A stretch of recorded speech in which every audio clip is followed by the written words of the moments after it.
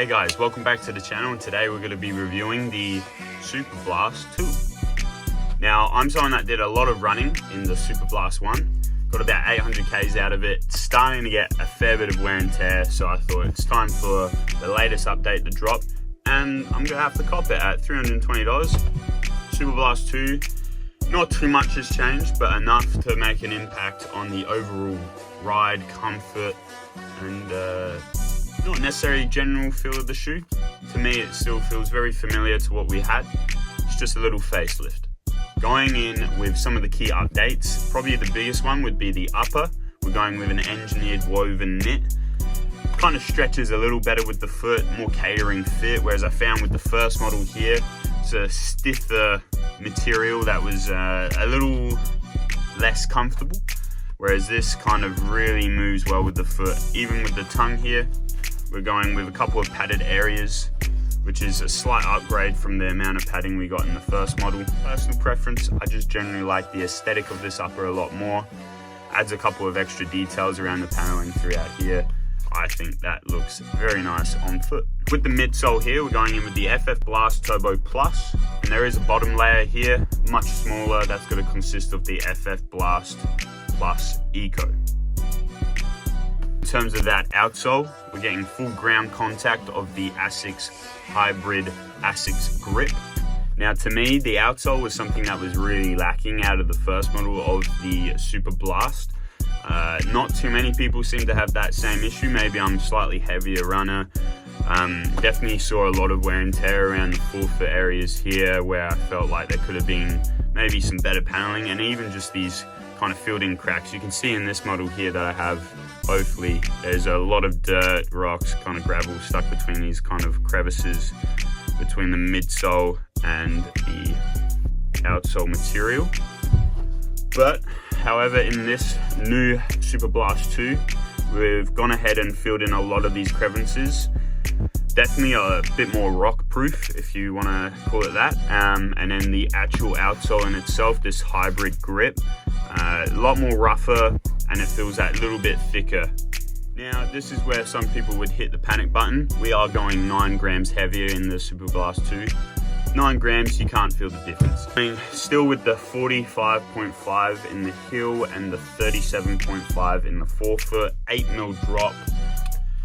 Now, so far for myself, I've gone for 2 runs in this shoe, one being a 50-minute easy run, and then also a 35-40 minute easy run outside. One was on the treadmill, one was outside, mixing up terrains between concrete and trails. How did it perform? Quite well. Obviously, treadmill, I feel like any shoe could really feel great on the treadmill, but I was still feeling a lot of that kind of bounce back and responsiveness. In terms of its performance outside, brilliant. One thing I was really keen to try was how well this outsole would perform, especially on wet terrain, trails. I hit that a lot, and it just so happened I went out on a wet, rainy day and it performed great. I had no issues with the shoe, no slipping.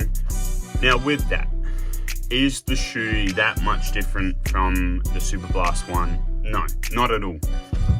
But I feel like people get caught in the trap of it's the second model, it's going to be completely different. It's not necessarily the case. There's just a few minor updates for the person that maybe didn't like a couple of things out of the first model. Think of it as like a facelift, bit of Botox if you wish. If you liked the first model of the Superblast, you're definitely going to like the second model. It's reliable, it's going to be the same kind of feel that you're going to get out of that first model, which I really like. I think sometimes shoe companies go too far with a second model or a third or a fourth, and it's just too far removed from where they started.